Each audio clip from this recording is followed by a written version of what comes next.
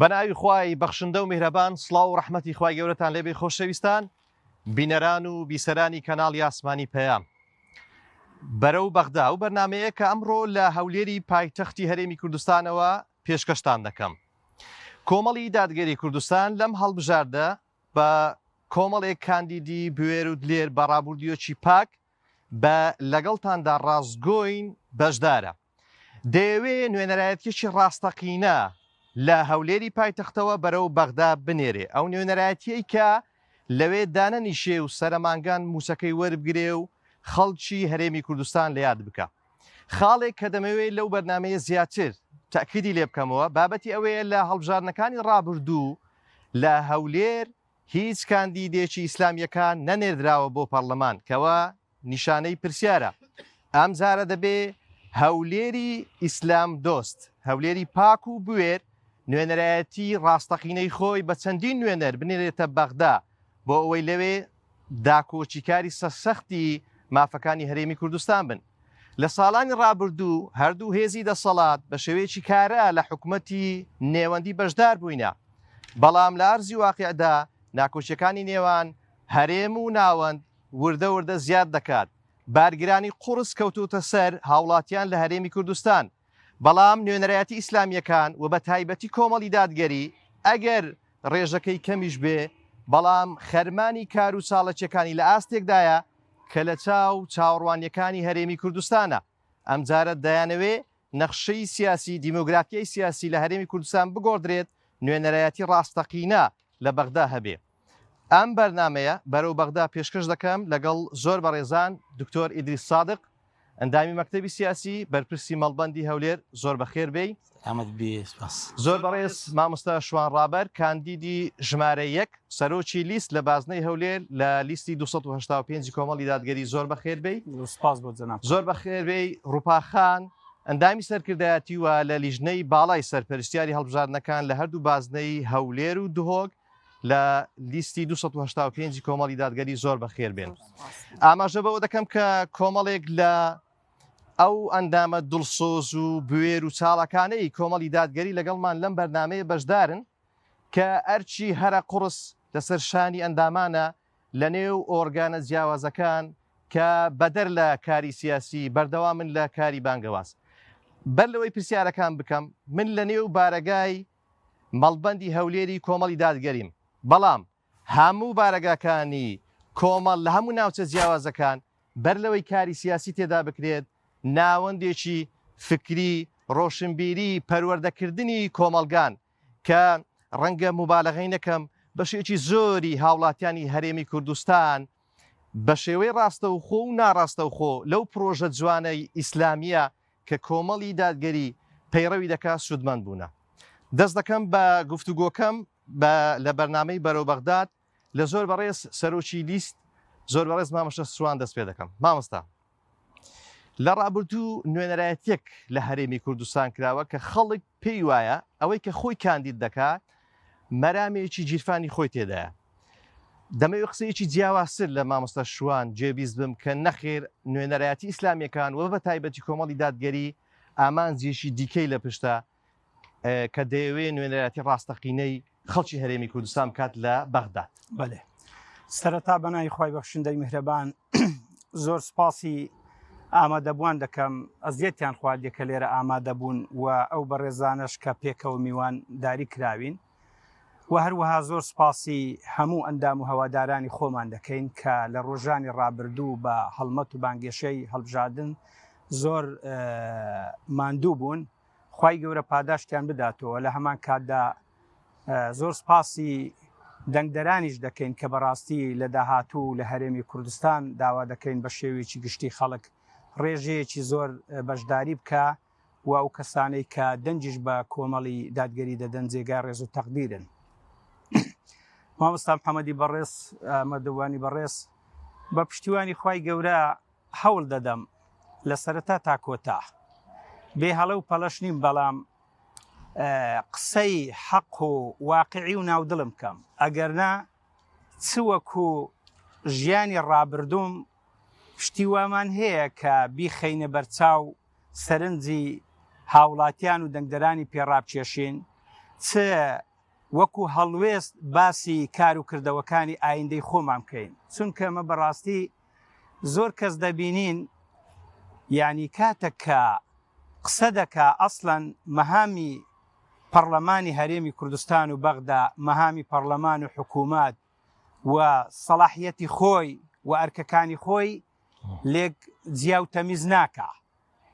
بۆیە من هەوڵ دەدەم ینی ئەوەی کە کاری ئێمەیە ئەوەی کە بۆمان دەڵوێ ئەوەی کە بۆمان دەکرێ ئەوە باس بکەین سەبارەت بە خودی پرسیارەکەی جەنابەت لە ڕاستیدا پێش ئەوەی ئێمە باس بکەین خەڵکی منسیف خەڵکی مطەلیع زۆر باش دەزانی کە ئەو کەسانەی کە لە ڕابردوو لە بەغدا بووین ئایا نوێنەرایەتیەکی باش و ڕاستەقینیان کردووە؟ ئایا توانیتیان حەقی کورد بەدەستبێنن بەرگری تەواو لە مافەکانی هەرێمی کوردستان بکەن؟ من ڕێزم بۆ هەر کەسێک کە پەرلەمانێکی ئەکتیف و دڵسۆزبی بەڵام ئەوەی کە باسەکەم شەرحی حاڵ و شەرحی واقعە واقع ئەوەیە کە لە ڕابردوو کە لە 2003 ئەو حکوومەتە دیکتاتۆرە ڕووخا کە لە ژێر نیری ڕژێمی فاشی بەغدا و بائید بوو هەڵبەتە کە حکمی عراق واتە بینای عراقی نوێ عراقی دیموکراتی دەستی پێکرا بە حزوری کورد هەر لە تەدوین و نووسینەوەی دەستور کە وەفدی کوردیشی تێدا بووە زۆر لەو دەستورە ڕازی بووین تەماشە دەکەین یەک لە نمونونەکان کە ئیشادە و ئیستدلالی پێ بکەم ئەو کتێبەی پۆل بریمەر کە حاکمی مەدەنی عراق بووە قەضەیت و عامەین 2 ساڵم لە عراق بەسەر برد دەڵێ کاتێک کە بەیانی کۆبوونەوەم لەگەڵ سەرکردە کوردەکان هەبوو مەترسیم هەبوو چۆن قەناعەتیان پێبینین بۆ چکە ئێمە وەکو ئەمریکا استراتیژیان لەگەڵ ئەوەدا بووین کە عراق عراقێکی فیدرالی عراقێکی موحەد بی نەک عراقێکی کۆنفیدرالی و ئینفیساڵی بی جا چۆن قەناعەتیان پێبینم چۆن مخاتەبە و محاوەڕەیان کەم دەڵێ کاتێک کە لەگەڵیان دانیشتم باسی مافی حزب و مافی شخص و پارە و پول و حسە و ئەوانیان دەکرد گوتم ئەوانە زۆر ئاسانە ئەو کاتی کە لە هجوومدا بووین کە لە تەقەدومدا بوو کورد ئەمڕۆ زۆر لە تەڕاجع و پاشەکشەدایە چێ بە هۆکار دەزانی ئەمڕۆ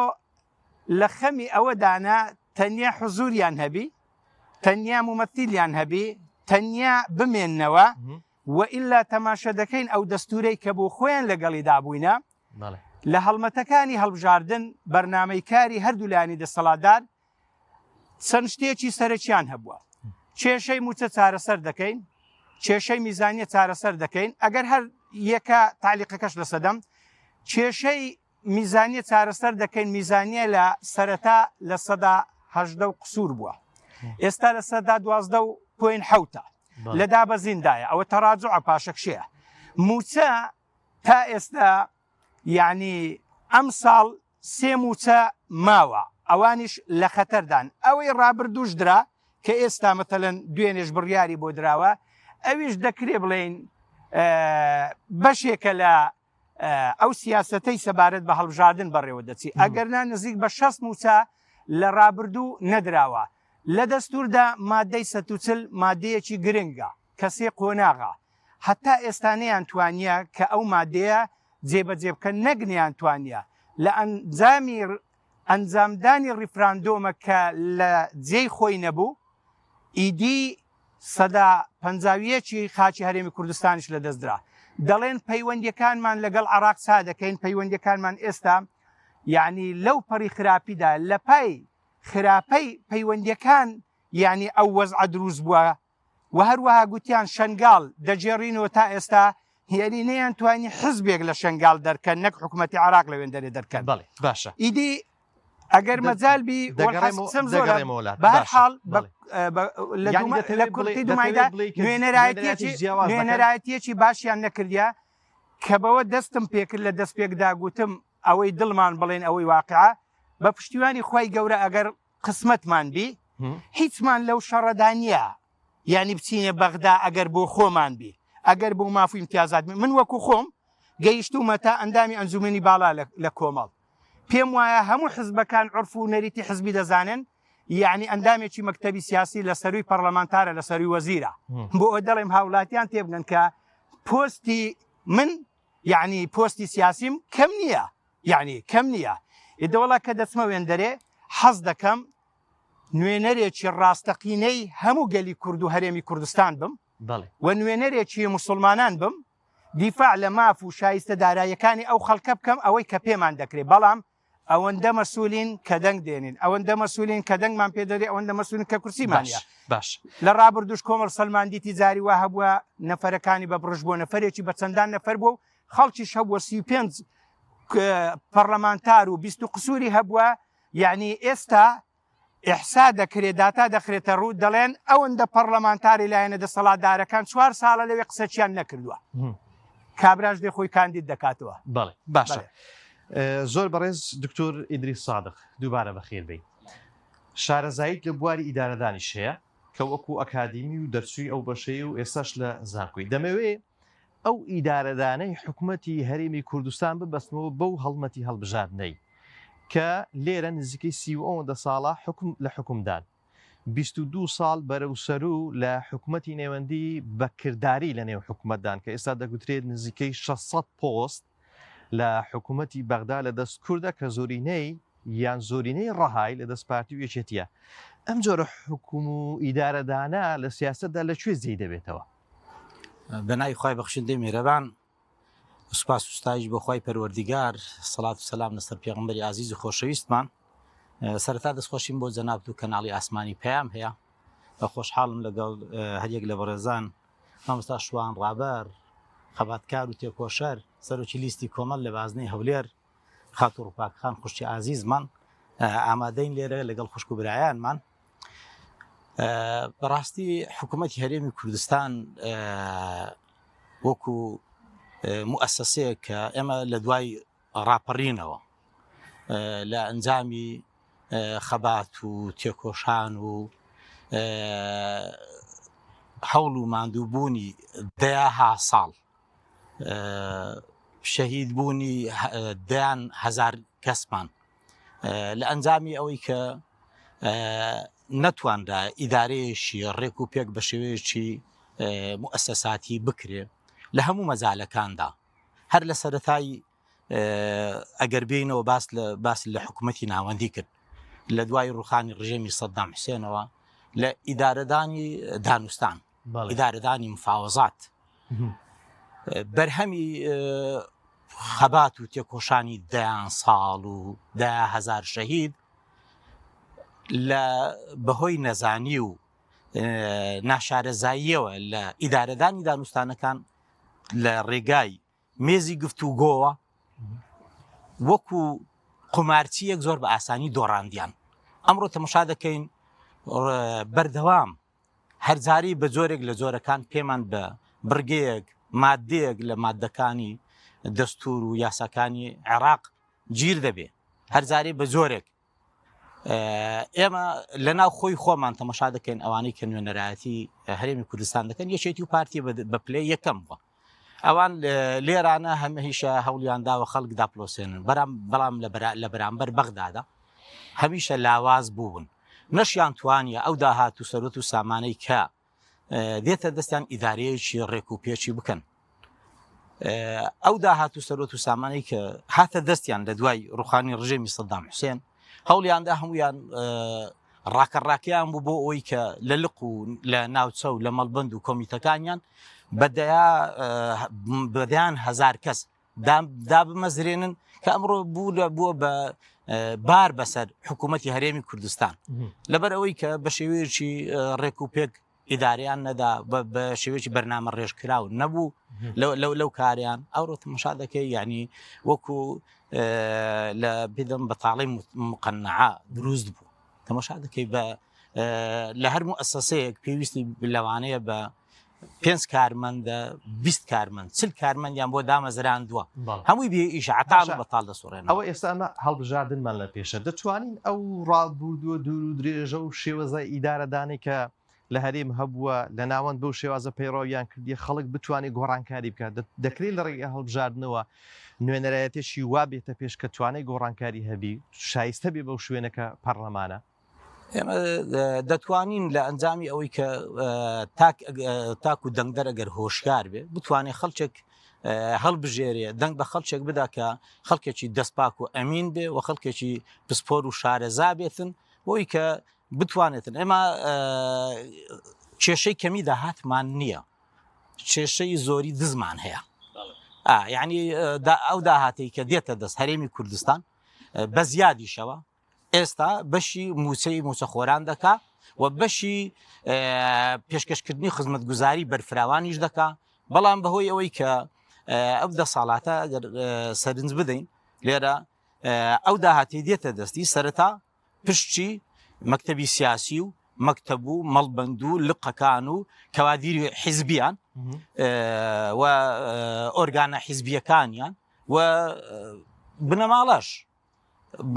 ماشەڵڵا ئێستاکەەوە زۆر بوون یعنی بەش ناکە ینی جاران ئەگەر لەوانەیە بەخۆیان بوون کوڕەکانیان هات پەیدا بوون ئێستانەوەکانیان پەیدا بووە هەمویان ملیاردێرن بە دۆلار نەک بە دیناریش یعنی ئەو سەروەت و سامانە کە دێتە دەستیان ئیدارەیەکی سەقەتیان کردووە سەرەتا پشتی خۆیانی لێ دەژێڕنەوە ئێوەی دەشبینێتەوە بەشی موچە ناکە بەشی موچە ناکە زۆر سپاس دەکەم ڕووپاخان دووبارە بەخێر بێ لە لیژنەی باڵای سەرپەرشتی هەڵبژاردنەکانی هەولێر و دهۆچی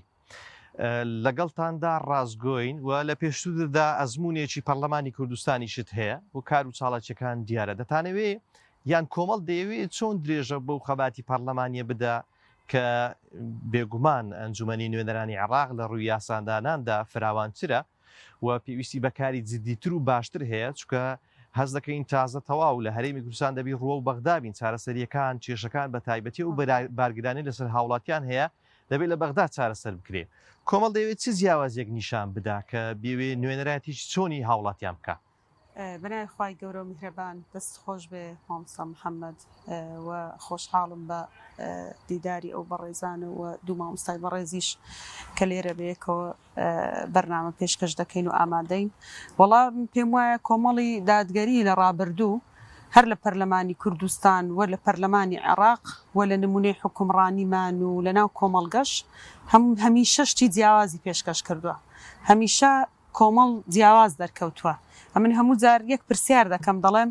باشە حیزبەکانی تر یان خەڵکی کات چی کردووە کۆمەڵ نەیکردبێ بەڵام وەرە ئەمن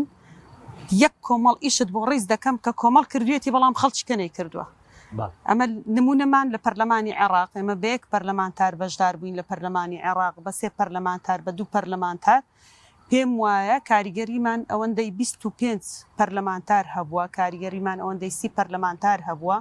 و ئێمە لە ڕابردوو لە ڕاپرسیەکان و هەروەها لە ناو خەڵک ڕای خەڵک کە وەرمان گرتووە وتویانە باشە پەرلەمانتاری کورد هەر ئەو پەرلەمانتاری کۆمەڵی دادگەریە دێ لەسەر پرسی موچە و بودجەی گشتی قسە دەکە یاخود خەڵکیکە هەیە ئەی بۆ کەس نایبینێ وەکۆی مامۆستا شوان باسی کرد باشە بە ئەو پرسیارە بکەم ئەگەر بێت و خەڵکی نوێنەرایەتێکی هاوشێوەی ڕاستەقینە زیاتر بنێرێ بێگومان دەبێت چاوەڕۆی بەرهەمی باشتریش بکەین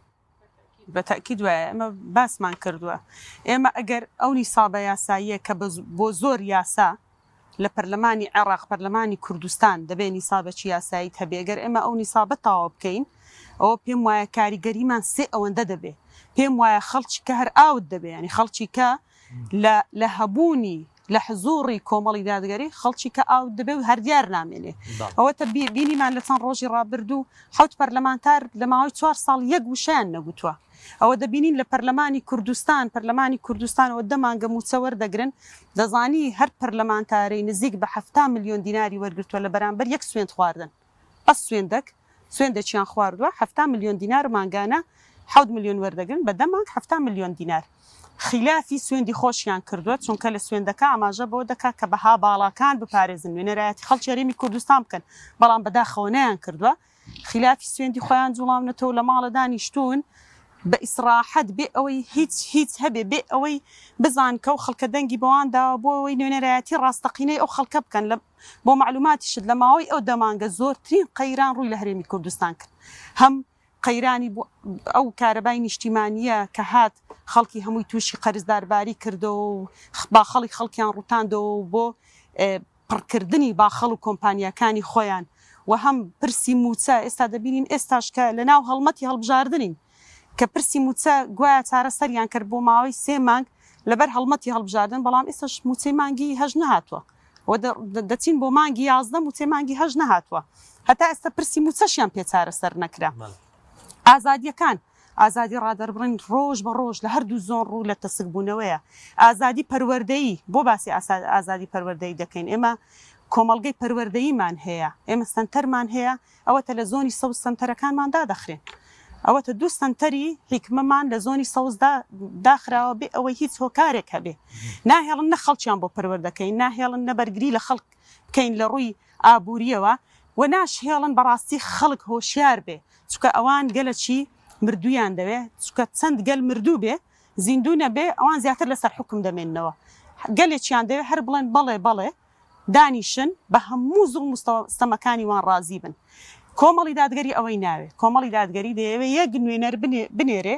بەڵام بەقەت 50 نوێنەری ئەوان کار بکات بۆیە خۆشیان لە کۆمەڵی دادگەری ناوێ ئەگەرنا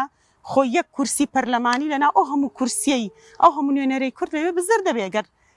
کۆمەڵی دادگەری بۆ سنگ و قورساییە نەبێ کە ئێستا ئێمە پێشکەشی پەرلەمان و کۆمەڵگەمان کردووە بۆیە ئەوان ترسیان لە دروشمەکانی کۆمەڵی دادگەریە ترسیان لە ئێمە هەیە لەبەرەوەی ئێمە ئەو جۆرە نوێنەرانە پێشکەش بە کۆمەڵگە و بە پەرلەمان و بە جیهەتەکان دەکەین مامۆستا محەممەد دەمەوێ ئاماژە بەوە بکەم ئێمە نمونەی حکومڕانیمان هەبووە لە ڕابردوو بەشداری بووین لە حکوومەت چ نمونەیەکی جوانمان پێشکەشی ئەو خەڵکە کرد لە حکومڕانی بە یەک وەزارەت ئێمە بەشدار بووین بزانێت چ خزمەتێکمان بە خەڵکی هەرێمی کوردستان کرد بە یەک مدیریەتی عامە ئێمە بەشدار بووین بزانێ بەڕێوەبەرە گشتیەکانمان چیان بۆ خەڵکی هەرێمی کوردستان کردووە لە نمونەی ڕاستگۆیی دەستپاکی دڵسۆزی ئیخلاسی بۆ کارەکان زیاتر چیان پیشانداوە پێم بڵێت چ وەزیرێک چ بەڕێوەبەرێکی گشتی دەستبەرداری سامان و سیارەکانی خۆی بۆ چوە پێشکەشی وەزارەت و عامەکانی خۆی کردوتەوە چ وەزیرێک چ حیزبێک ئەوەی کردووە بۆیە کە دەڵێم ئێمە زۆرمان کردووە خەڵکی ترنی کردووە بۆیە خۆشیان لە کۆمەڵی دادگەری نایە هەروەها چاوەڕوانی چی لەو هەڵبژاردنە چاوەڕوانی چیمان لە هاوڵاتیانی هەرێمی کوردستان هەبێ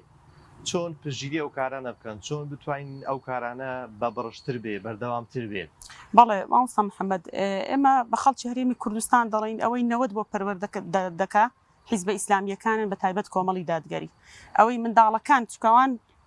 هەموویان ینی یەکێتی و پارتیش منداڵەکانیان دەهێن لەبەردەستی ئێمە بۆیان پەروەردە بکەین بەڵام بۆ دەنگ لەبەر بەرژەوەندی دنیایی چکە ئێمە بەرژەوەندی دنیا لە لای ئێمە نییە لەبەر بەرژەوەندی دنیایی ئامادە نین دەنگ بە کۆمەڵی دادگەری بدەن من بە خەڵکی هەرێمی کوردستان دەڵێم کە دەتەوێت کۆتایی بە زوڵم و ستەم و زۆرداری بێ کە دەتەوێت هیچی تر بەشدار نەبی چکە بە دەنگدان بەشدار دەبی بەشدار نەبی لە داڕمانی ئەخلاقی کۆمەڵگەی کوردەواری بڕۆ دەنگ بە کۆمەڵی دادگەری بدە بە بەرنامە ئێمە ینی بە دوواداچوونی وردمان کردووە بە بەرنامە کار لەسەر ئەخلاقی کۆمەڵگەی کوردەواری دەکەن کار لەسەر پەروەردەی ڕۆڵەکانمان دەکەن ئەوە تا دەمانگە پەرلەمان کارانیە بڕۆن منهەجی پەروەردەی ئیسلامی لە پۆلیەکی سەرەتایی هەتاوەکو 11 و 12ش بڕۆن بیهێنن بیکەنەوە بزانە ئەو ساڵی خوێندن ئەو منهەجە چەندی گۆڕانکاری بەسەرداتوە بزانم چ ئاینێک لە ناو پەروەردەی ئیسلامی دەخوێندرێ ئاینی جوولەکە دەخوێندرێ ئاینی زەردەشتی دەخوێندرێ یعنی چ پێویست دەکا منداڵی مسلمان ئەو جۆرە ئاینانە بخوێنێ چ پێویست دەکا چ ئیجاب دەکا نوێنەرایەتی ئیسلامیەکان بەتەکید جۆرە یاسایەک دەردەچێتەوە بەسەر هەموواندا دەچێت بەتەکید یعنی بڕۆ ئێستا فەرمانگەی ڕێکخراوە ناحوکمیەکان هەر هاوڵاتیەک با بچێ داوای داتا بکە بزانە ڕێکخراوەکان چۆنن ئێستا ئەو ڕێکخراوانەی لەو بوارانەی کە ئەخلاقی کۆمەڵگە دادەماڵن کار دەکەن چەندن بزان چەند ڕویان لە زیاد بووە ئێمە ڕێکخراوێک هەبوو لە ژێرناوی داکۆکردن لە مافی ئافرەت دامەزرا بوو بەڵام لە ژێرەوە کاری بۆ هاوڕە گەزبازی دەکرد ئێمە چەند ساڵ لە پەرلەمان کارمان لەسەری کرد بە لیژنا پەرلەمانتارمان هەتا ئەو ڕێکخراوە داخرا دوو ڕێکخراومان هەبوو 52,000 کەس لە هەرێمی کوردستان بەشدار بوو لەو ڕێکخراوانە لە کۆرسی سێمیان کاریان ئیلحادکردنی خەڵکی هەرێمی کوردستان بوو 52,000 کەس کاریان لەسەر ئەوە دەکرد کە هیچ پەرستراوێک نییە ئێمە هیچ چاودێرێک نییە هیچ شتێک نییە بە ناوی ئەوەی کە نەعوذ بالله ئێمە خوا بپەرستین تەنها دەبێت خود بپەرستی ئەو ڕێکخراوانە لەسەر دەستی کۆمەڵی دادگەری داخرا سوپاس دەکەم دەگەڕێ مۆلات مامەسە شووان ئێستا دەبینین بانگەشەی هەڵبژاردنە هەڵمەتی هەڵبژاردنە ئەوانەی کە لە ڕابردوودا دەسەڵاتیان هەبووە بە جۆرێک بانگەشە دەکەن وەک ئەوەی کە هیچ نوێنەرایەتێکیان لە نێنەوە حکوومەت لە نێنەوە ئەنجومەنی نوێنەرانی عێراقدا نەبوو بێ و کاریش لەسەر سایکۆلۆژیایی دەنگدەر دەکەن بەوەی کە ئەگەر بێت و ئەوان نەبن ئەو هەرێمە تووشی هەڵدێران دەبێ و هەرێم نامێنێ چوارچێوێکی یاسایی نامێنێ دەنگدەر چۆن بە وشیاریەوە مامەڵە بکە کە ئەوە هەڵمەتی هەڵبژاردنە دوزار لەسەر یەک مێزی گفتوگۆ دادەنیشنەوە و ئەوەی کە لە هەڵمەتی هەڵبژاردن کرایە لە بیری دەکەن و نموزەجیش لە ڕابردوودا هەبووە بەێ طبعا ئەوان کە هەڵمەتی هەڵبژاردن دەکەن بە پێی کۆمەڵێک معایر و پێوە و دیراساتی علمی دەکەن لەبەرەوەی قدرەتی ئەویان هەیە بەو پارە و بەو حکومەی کە هەیەە بەو پێوەرانە بیکەن بۆ نمونە من ڕێزم بۆ خەڵکی هەرێمی کوردستان بە شێوەیەکی گشتی بەڵام دیارە ئەوان تا ئێستا سایکۆلۆژیەتی خەڵکیان وا تەشخیص کردووە کە تاڕادەیەک لە ڕوولاوازە ئەگەر وانەبی ئەگەر خەڵکێک لە هەرێمی کوردستان بە 34-5 ساڵ ئەوانەی نەناسیبی تازە دەیان ناسی نەفەری وا هەبووە لە ڕاپەڕین هێشتا لەدایک نەبووە ئێستا تەمەنی گەیشتۆ تا 3 ساڵ و 3-4 ساڵ مەبەستم ئەوەیە دوای ئەو هەموو زوڵم و بێدادی کە دەسەڵاتی هەرێمی کوردستان لە هەرێم دەیکا و لە بەغداش دەیکا تا ئێستا خەڵک نایەن ناسی دێ بە دوو پروپاگندەی مزەیەف یعنی پێیان هەردە خەڵەتی و دەنجان پێدەدا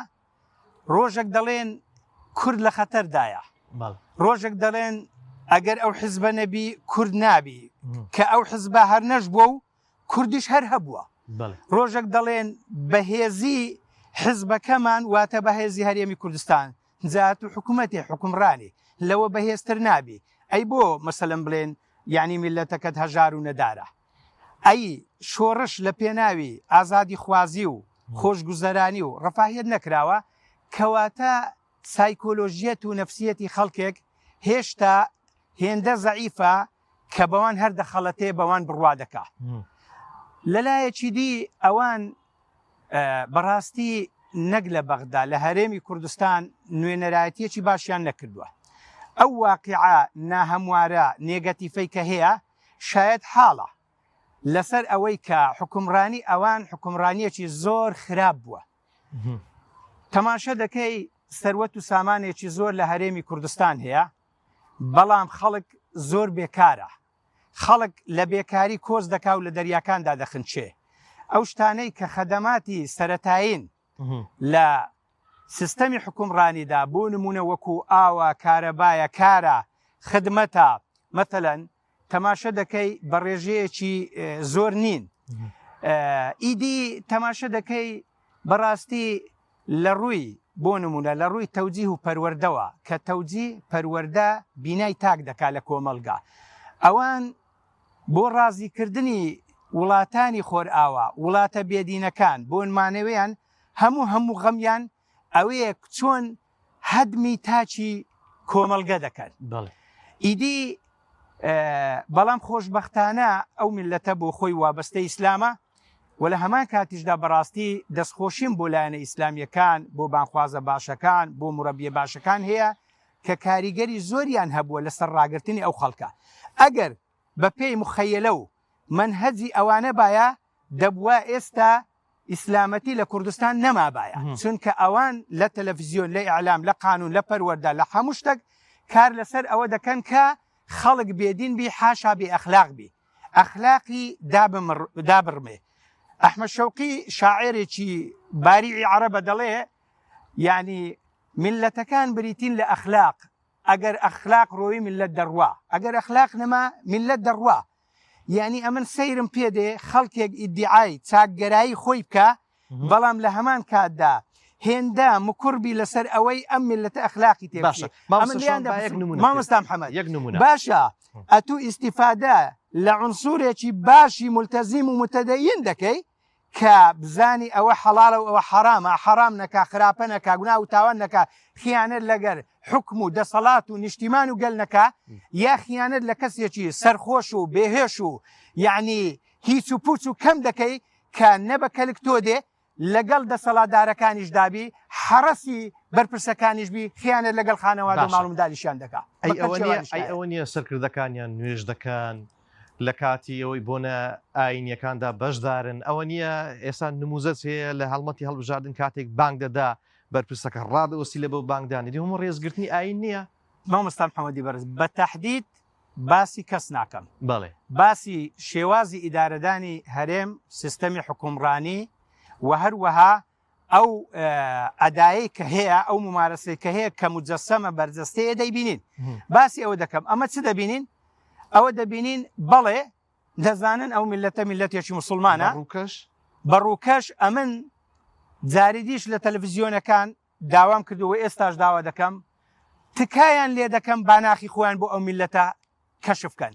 کە لە ناخ و لە بەرنامەدا علمانین سیکۆلارن هیچ پەیوەندیان بە دینوەنیا بەو مانایی ناڵێ مسلمانین بەو مانایی کە لە خەمی ئەوەدانین دین هەبی نەبی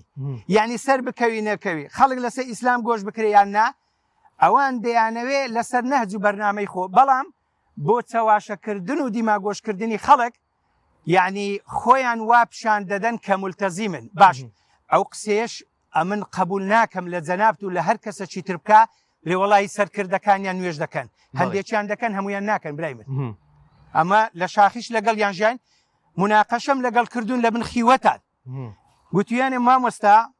گوتمە بۆ نوێژ ناکەین گوتیان هەتا کوردستان ڕزگاری نەبی لە شەڕەکانی کەرکووک و کۆڕێشم بینینەوە دم بۆ نوێژ ناکەنەوە کات ئێمە بە ڕۆژ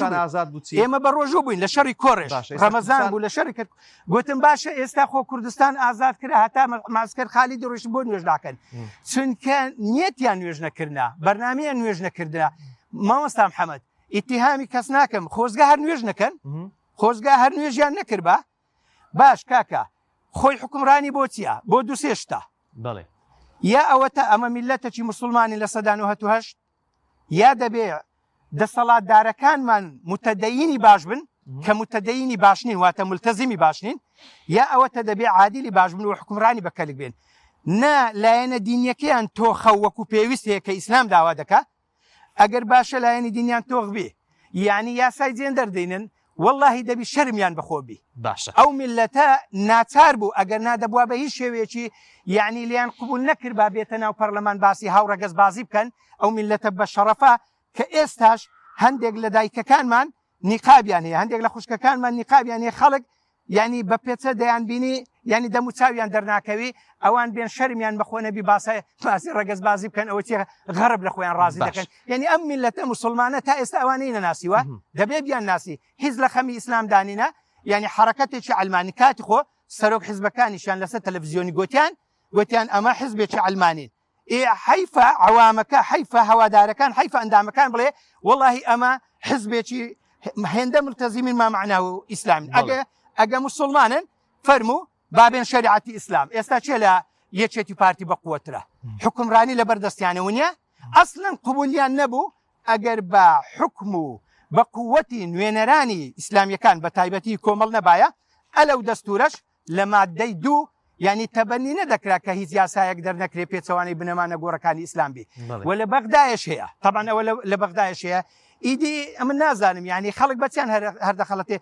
نەدینیان وەکو پێویستبی نەژینیان وەکو پێویستبی واتە حکومڕانی نەخر حکومڕانیەکی سەقەت و پەقەتە ئەسڵەن کورد شۆڕشی کرد چیمیا بارا کرا کوشتارگشت کرا جینۆساید کرا بۆچێ بۆ چەند کەسێک من پێشمەرگەی شاق بوویمە لە هەشتاکان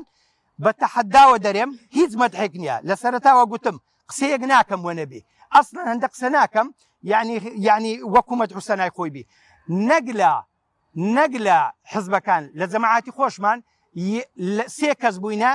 یەکەم مەفرەزە لە کەس نەزانی کە بەزینە داخلی سەر ناو هەولێرێ بووینە برای ئێوە بە مایکرۆفۆنی بانگهێشتم ڕایشتە خەڵچینە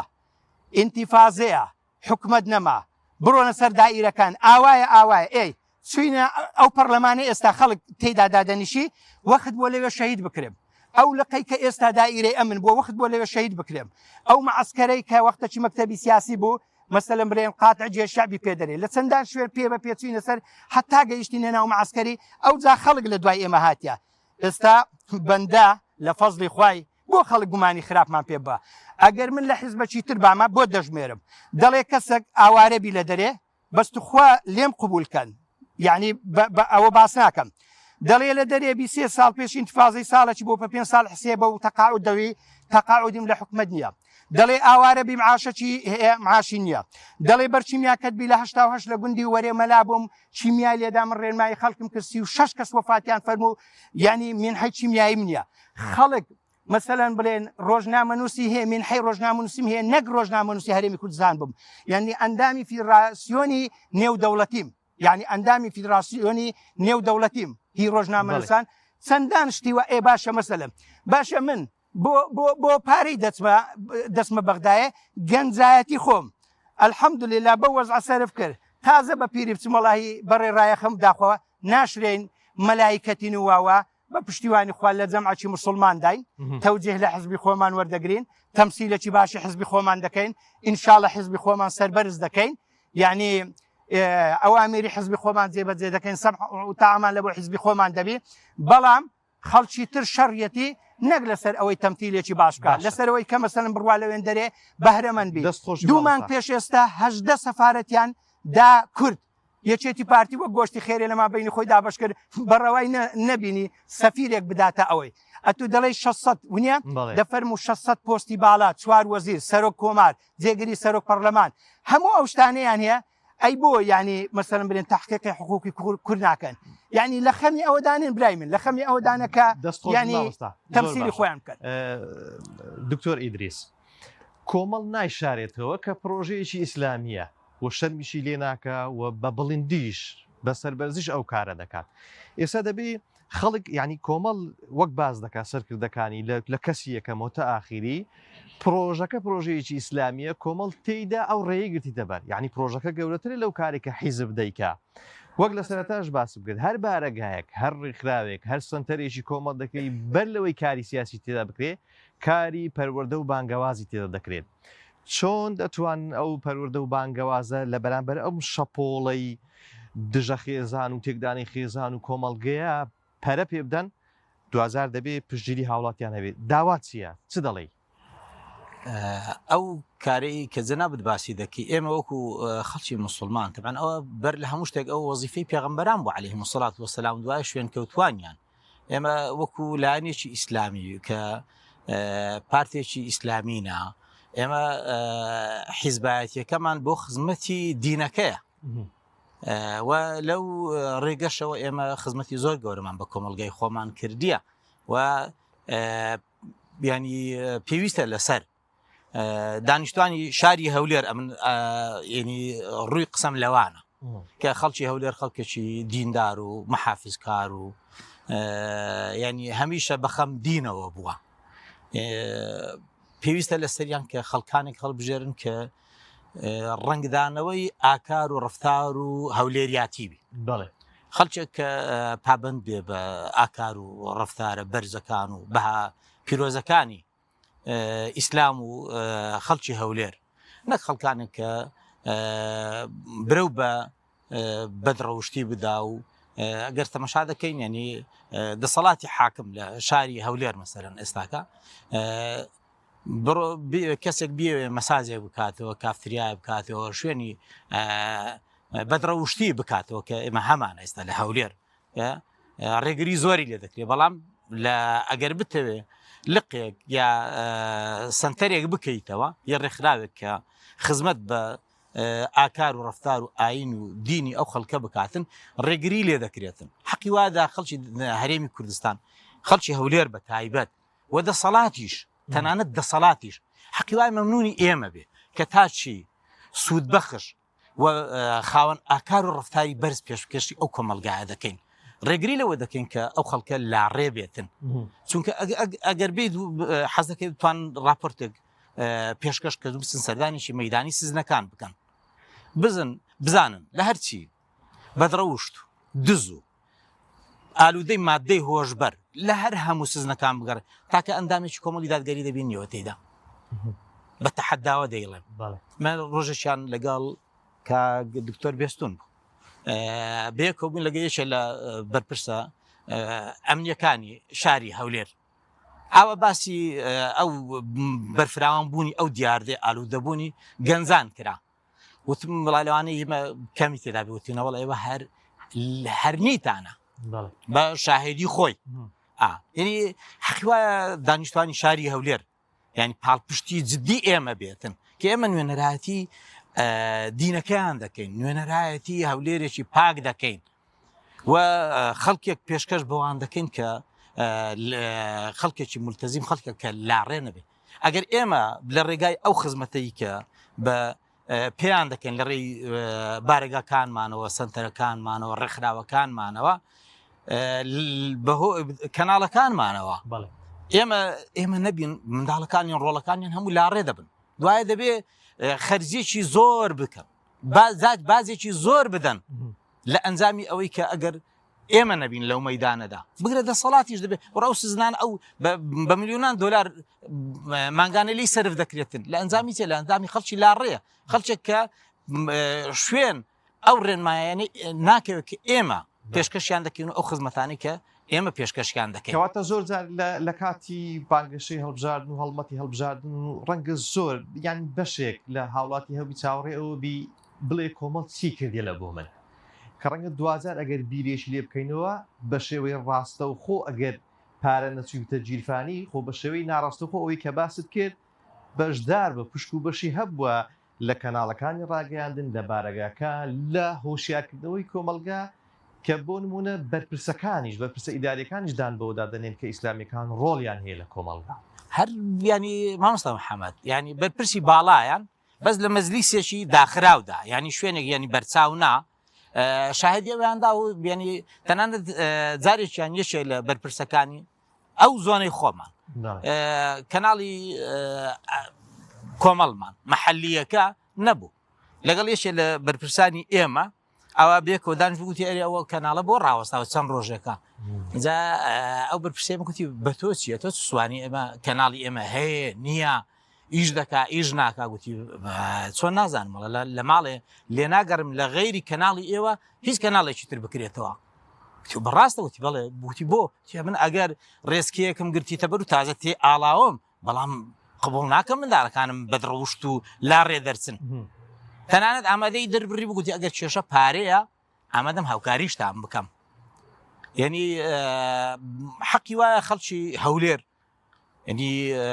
کەسانێک هەڵبژێن کە نوێنەراتی ڕاستەقینەی ئەوان بکەن نەک خەڵچێک کە خیانەت لەو نوێنەراتی بکەن ئەلوەکیر و کە ئەسیل ینی کەسێک کە دەکەێ نوێنەر دەبێ ڕنگدانەوەی ئەو شارە بێ نەک پێچەوانەکەی باشە سوپاس دەکەم من بەشی یەکەم لەو بەرنمەیە بەرەو بەغدا لە بڕگەی یەکەم کۆتایی پێدێنم موسانێکی کورت وەردەگرین دواتر دەسمە خزمەت ئەو بەشداروانە کە لەگەڵمدانا هەم تێبینیان هەبی پرسیاریان هەبی لە میوانەکانم یاخود بەشێک لەو خەرمانەی کە کۆمەڵ هەیتی وەکو باسکردن یاخود ئەو کارانەی کە لە ڕابردوو لە ئۆرگانە جیاوازەکان کرایە دەتوانم وەریان بگرم و بەشداریان پێ بکەم وسانێکی کورت وەردەگرین و دواتر دەگەڕێنەوە خزمەتتان.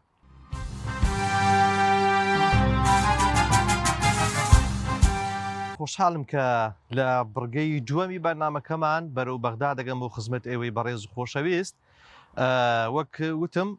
ئەو بەڕێزانەی کە لە ئۆرگانە جیاوازەکانی کۆمەڵدان لەگەڵم بەشدارن دەمەوێت بەشێکیان وەربگرم تێبینیان هەبی پرسیاریان هەبی یاخود شتێک کە بە گرنگی بزانن بە تایبەتی ئاڕاستەی دەنگدەران و هاوڵاتیانیان بکەن لە خاتومەریەم دەست پێ دەکەم فەرموو. نایخوای گەورە میهرەبان مامۆستا دەست چاوت خۆش بێ بە خێرات میوانەکان و ئامادەوەبانی بەڕێز دەکەم. وەڵام من ڕووی مایکەکانی ڕووی قسەکردنم لە تەواوی خەرچی هەرێمی کوردستانە بۆی متمانە و دەنجیان بە لیستی 285 کۆمەڵی دادگەری بدەن بۆیە داوا لە هەر مامەحاجیەکی سەر بە جەمەدانی و دایکێکی چارۆگە لەبەر و دەمبەزی کردەکەم لە هەر مامۆستایەک کە لە خەمی پەروەردەی تاکەکانی کۆمەلگادایە لە ناوەندەکانی خوێندن لەگەر کەمی موچە و قەیرانی دارایی لە هەرێمی کوردستان بەردەوامن لە خزمەتکردن بە خەڵکی هەرێمی کوردستان تەواوی ئەندازیاران و فەرمانبەرانی هەرێمی کوردستان کەوا لە ڕۆژی دەنگداندا بچنە سەر سندوقەکانی دەنگدان و دەنگ و متمانەی خۆیان بە کاندیدەکانی ئێمە و لیستی 285 بدەن بۆ ینی دەنجیان پێ بدەن. مامۆستا محەممەدی بەڕێز ئێمە گەر تەمەشای ڕابردوومان بکەین ئەو کاتانەی کە ئەما لە ناو مزگەوت مزگەوتەکاندا لە هەرێمی کوردستان وجودمان هەبوو ئەو کاتانەی کەوا دەسەڵات لە هەرێمی کوردستان بۆ شێوە ڕەهایی کە ئێستا هەیە ڕێگری لە ئێمە نەدەکرا بتوانین مزگەوتەکان بکەینە سەکۆیەک لە بۆ پەروەردەکردنەوە لە ینینەوەی هەرێمی کوردستان تەماشای جیلەکانی ڕابردوومان بکەین و لەگەر ئێستا بەراورد دەچام بکەین کە ئێمە ڕێگریمان لێ دەکرێت تەنانەت لەو چەند سەرەنتەرانەیەش کە هەمانە یان بوونیان هەیە لە پایتەختی هەرێمی کوردستان تەواوی شارەکانی هەرێمی کوردستاندا ئێمە ئەومان لە ناوەندە پەروەردەیەکان ڕێگریمان لێ دەکرێت تەنانەت لەو هەولێرەی خۆمان تاوکو ئێستا ڕێگە بە ئێمە نادرێت نەخۆشخانەی بەخشین بکەینەوە لەقێکی نەخۆشخانەی بەخشین کە خزمەتە بە خەڵکی هەرێم و نەخۆش و کەم دەرامەت دەتوانین بیکەین لێرە ڕێگەمان لێ دەجێت لەوەی لقێکی نەخۆشخانەی بەخشین بکەینەوە بۆیە داواکارم خەڵکی هەرێمی کوردستان ئەو جارە لەسەر سندوقەکانی دەنگدان متمانە بە خەڵکی ئیسلامی و خەڵکی دەست بە دەست نوێژ بدەن بۆی بتوانین لە داهاتوودا ئەو خزمەتێک کە پێشکەشمان کردیە لە ڕووی پەروەردەییەوە یان لە ڕووی بابرێن بەخشینەوە لە ڕووی هەر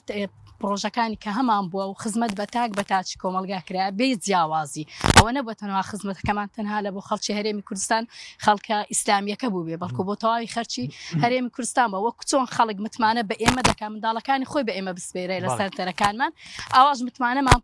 پێ بدەن بۆی بتوانین لە ڕووی دەسەڵاتەوە لە ڕووی ناوەندی یاسادانانەوە لە هەرێمی کورد یعنی ئێستا لە عێراقا لە بۆ ئەنجومەنی نوێنەرانە بتوانین لێن دەرێ لە ڕێ ئەو پرۆژە یاسایانەی کە نوێنەرەکانمان پێشکەشی دەکەن بتوانین خزمەت بە خەڵکی هەرێمی کوردستان بکە بەوێ بەکردداری لە نێو کاری پەروەردە و بانگەوازدا بووی لە ڕابردووە لە ئێستاش بەردەوامی سپاس بەخوای گەورە یعنی ئەوەی کە هاوڵاتیان دەیانوێ بەشێکی زۆری ڕۆڵەکانی خۆی ئامادەیە بێنێتە لای سنتەر و ئەو ناوەندانەی کە ئیسلامیەکان پشتگیری دەکەن بەڵام لە بەرامبەردا لە دەنگدان زۆرێکی کە دەبینین شتێکی کە دەبینین ئایا بێت و ڕێژەیەکی زیاتر خەڵک پشتگیری ئیسلامیەکان بکە کار و کاروانەکە بەرەوچێ درێ بە تایبەتیش لە چاکسازی لە نێو کۆمەلگا مامۆستا محەممەد وەکو مامۆستا بەڕێزەش ئاماژەی پێدا کە ئەگەر بێت و تەمەشای چاکسازیەکان بکەی لە سزنەکان بکەیت تەمەشایان بکەی هیچ خەڵکێکی ئیسلامی نبینیەوە لەوێن دەرێ بوونی هەبێتن کە لەسەر یەکێک بێکێک لە مادەکان سزادرابێت کە بەدڕەوشتی بوو بەیان بەکارهێنانی مادەی هۆشبەر بوو بێتن بۆی ئەگەر خەڵکی هەرێمی کوردستان متمانە بە ئێمە بکەن لە داهاتوو بۆ ئەو جارش لە پەرلەمانی عێراق بێگومان بەلەوەی کە ئێمە زیاتر گروتین بە پرۆژە پەروەردەیەکانمان دەدەین ئێمە ڕاستە ئەنجومەنی نوێنەران یان پەرلەمانی کوردستان لە بۆ ئەندام پەرلەمانەکە بڕێگمادەی تێدا ینی وەکو دارایی سوودێکی هەیە بۆ ئەوان بەڵام ئێمە وەکو حیزب ئەو پارەیە وەردەگرینەوە لەوان کەمێکیان کە پێ دێتەوە لە خزمەتی ئەو پرۆژە و کارە ئیسلامیەکەدا دەکەین کە لەگەڵم بەشدار دەبێ مامۆستا نەوزاد فەرموو ئارێ وەڵا بەنای خی گەورە میهرەبان سپاس بۆ ئەم دەرفەتۆ بۆ دەستخۆشی بۆ میوانە بەڕێزەکانیش هیوا سەرکەوتم بۆ برای بەڕێزم مامۆستا شوان و کاندیدە بەڕێزەکان دەخوازین من وەکو مامۆستایەک مامۆستا محەممەد بەڕاستی ڕوو لە دەنگدەرانی خۆشەویستەکەم مامۆستایانی کۆمەڵ کە ئێمە نوێنەرایەتیانەکەین سپاس بۆ خی گەورە لەکوێ ناڕەزایەتی هەبوو بە ئێمە لەوێن دەرنەبووبین لە هەر شوێنێک زۆڵم لە مامۆستا کرابێ لە 10 ساڵی ڕابردوو 11 ساڵی ڕابردوو لەکوێ زۆڵم لە مامۆستا کرابێ موچەی خورابێ پاشەکەوتی بۆ کرابێ ڕوبع موچەی پێدرابێ موچەی هەر پێ نەدرابێتن خۆتان نەزان ئێستا ئەمن لەو ئانوساتە داینا تا ئەمڕۆکەی لەگەردابێتن نزیکەی 6 موچە خۆران ئێستانێکە لەکەن حکومەتی ماوە بەسەر چووە ئەم مامۆسانی پێشەنگە مامۆسانی کۆمەڵ لەکوێ زۆڵم هەبوو بێتن ناڕازایەتیەکانیان پێشنگ بووینە مامۆسانی کۆمەڵ ئەمە بەڕاستی بۆ ئێمە سەربەرزیە و شانازیی پێوەکەین ئەم نوێنەرایەتی ئێمە لەسەریدا گیراوین لێمان دراوە و چاسوورکردنەوە بەرامبەرمان کراوە و جاری وها بووە هەڕەشەی کوشتنمان لێ کراوە هەڕەشەی گرتنمان لێ کرا هەموو شتێکمان بەرامبەر کراوە بەڵام ئێمە وەکو مامۆسانی کۆمەڵ بەڕاستی کۆڵمان نەداوە لەسەرەوە ئێمە گوتومانە لەکوێ مامۆستایان زوڵمیان لێ بکرێ ئێمە لەوێن دەرین لەکوێ مامۆستایان غەدریان لێ بکرێ ئێمە لەوێن دەرین خاڵێکی تر هەیە حەزەکەم بیزانن و دەنگدرانی خۆشەویست بۆی لە بەرچاویان بێتن ئێمەی مامۆستایانی کۆمەڵ بووین بە هەماهەنگی لەگەڵ نوێنەرەکانمان لە بەغدا توانیمان لە دارگای فیدراڵی شکایەت بکەین و توانیمان لەوێن دۆسیەک ببینەوە کە وا بکەینێ موچە لەمە دووە لە دەستی حەزب بێتە دەرەوە ئەو دوو حەزبی دەسەڵات نەتوان لەمە دووە هەڕەشە گۆڕشە لە موچە خۆران بکەن وەڵام موچەتان دەبن ئەگەر دەنگ بە ئێمە دەنیا هەواداری ئێمە نەبن توانیمان موسە لە ڕێگەی دادگای فدرالیەوە یەکلای بکەینەوە فەقەڕەیەکە ئەبێ ئەم لەمە دووە هەموو موچە خۆرێک لە بەغداوە کاتێکە فەرمانبەرێکی بەغدا فەرمانبەرێکی بەسرا فەرمانبەرێکی کەرکووک و مووسڵ و شارەکانی دیکە هەرێمیش بە هەمان شێوەی موچەکەی زامن بکرێتن ئەمە بەڕاستی دەستکەوتی گەورن بۆ ئێمە مامۆستا محەممەد باشە لە مەزالی ئەو بابەتی کە باس کرد پەروەردەی ڕۆڵی ئەنجومەنی مامۆستایانی پێشنگ مامۆستایانی کۆماڵ لە نێو ناوەندەکانی خوێندن چۆن بووە سوپاس بۆ خوا مامۆستایانی پێشنگ یان مامۆستایانی کۆمەڵ مامۆستای نمونەین لە ناوەندەکانی خوێندندا بەهۆی ئەم پەیامە جوانەی کە پێیانە بەهۆی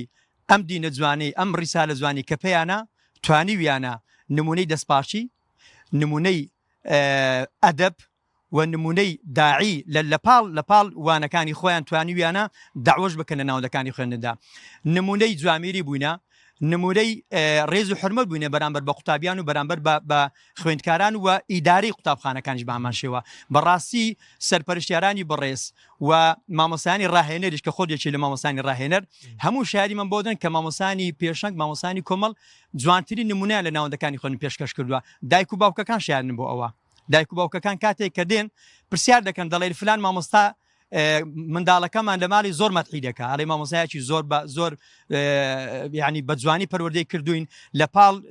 وانەکاندا وانەی ئاینیشی فێر کردوین ئەدەب و ئەخلاقی فێر کردوین تەماشا دەکەی مامۆستایەکی کۆمەڵە فێری کردووە مامۆستایەکی پێشەنگە فێری کردووە ئەمە بەڕاستی نمونەیەکی جوانی ئەخلاقیە کە مامۆستایان ئێمە پیشانیان داوە بۆ ئێمە شانازی بەڕاستی بەم ڕێکخراوی خۆمانەوەکەین دەنگدەرانی خۆشەویست ئەگەر ئایانوێ لەمە دووە نوێنەرایەتیان زیاتر بێتن مامۆستایانی پێشەنگ و نوێنەرانی کۆمەڵش بتوان لە بەغدادا پشگیریان بکەن زیاتر ئەبێ بەڕاستی متمانی زیاتر بە نوێنەرەکانی ئێمە بکەن ئەبێ دەنگی زیاتر کۆ بکەینەوە ئێمە وەکو ئەو مامۆستا بەڕێزان ئاماژان پێکرد ئێمە بە نوێنەرێک و دوو نوێنەر و سێ نوێنەر توانیمانە نوێنەرایەتی ئەتوانین بڵێم نزیکەی 30 پەرلەمانتار بکەین ئەی ئەگەر دەنگمان زیاتر بێ ئەی ئەگەر سەنگمان زیاتر بێ دەنگمان زوڵاترە بێتن پشگیریمان بۆ هەرێمی کوردستان زیاترە بێتن ئەتوانین مافە دەسووریەکان لە بەغدادا زیاتر بچەسبێنین بۆ کورد ئەتوانین شەڕی موچە بکەین لەوێ ئەتوانین شەڕی بودجە بکەین لە عێراقدا بەڕاستی و ئەمڕۆ کاک مامۆستا محەممەد یان تۆ سەیری کە بەڕاستی ئەم دوو حزب دەسەڵاتدارە یعنی بانگەشەی هەڵبژاردنەکەن لە کاتێکدا بەڕاستی یعنی کاتێک سیرێکی نرخی بنزین لە بەغدا لەگەر ئێرە چەندی فەرقا نرخی نەوت لە بەغدا لەگەر ئێرە چەندی فەرقا چ زانم یعنی موچەکان لێن دەرزانە تا ئەسایك لێرانە ئەوانە نەیانتوانیوە شایستەکانی بەغدا یعنی شایستەکانی هەرێم بۆ بەغدا بنێرن ئەمانە بەڕاستی هی ئەوەیە کە ئەمڕۆ کە خەڵکی هەرێمی کوردستان بپرسیارێکا کە حزبی دەسەڵاتدار ئەتۆکە لێ ئەوە دەکەم زەحمە نەبیکا کە بۆ نەکردو چەند ساڵە دەسەڵاتت نەبووە 30 ساڵە لە دەسەڵاتی ونیە ئەی بۆ نەتوانیوە هەمووشتە چا بکەی ئەمڕۆ بچی بە خەڵک دەفرۆشیەوە ئەمڕۆ چی دەکەی یعنی ئەتێ لە مانگەشەکاندا چی بە خەڵک برێت چۆن خەڵق قەناعەت پێ بکە بۆیە من پێم وایە بەڕاستی ئەبێ خەڵکی هەرێمی کوردستان هۆشیار بێتن لە کاتی دەنگداندا ئەبێت تۆڵە لەم دەسەڵاتە بکاتەوە کە زوڵمی لە خەڵک کردووە بەڕاستی عیبەیەکی گەورەیە دەسەڵات ئەمڕۆکە بری وەڵام من موچەتان بۆ سادەکەم بودجەتان بۆ زامن دەکەم کە نەیکردووە لە بەغدا چەند ساڵی ڕابردوو ئەمە شایدی لەسەرەوەیکە نەیان کردووە شەڕی تەنها گیرفانی خۆیان کردو ئەمانە لە بەغدا بەڵێ دەست خۆشی سپاس دەکەم لە ڕووی فەرموو دەتوانی هەستیەوە ئەگە تێبنی تێ هەروەها باسێکی بابەتی یاسایی بکەین کە شارەزەی بابەتی یاسایی و دەرچووی یاسایی چۆن بتوانین نوێنەرایەتیەک لە بۆ ئەنجومەنی نوێنەرانی عێراق هەڵبژێرین کە لەوێ شەڕی یاساییم لە بۆ بکە نەک شەڕی گیرفانی خۆی بسم الله الحمد لله والصلاة والسلام على رسول الله بەڕاستی بێگومان زۆر پێویستە ئینسانی مسلمان ئاگادار بێت کەوا دەنگ بە چێ ئەدات و من لێرەوە تەوجیهی دەنگی خۆم ئەکەمە هەموو ئینسانێکی مسلمان هەموو نوێشکەرێک هەموو مامۆستایەکی ئاینی هەموو کوردێکی ڕەسەن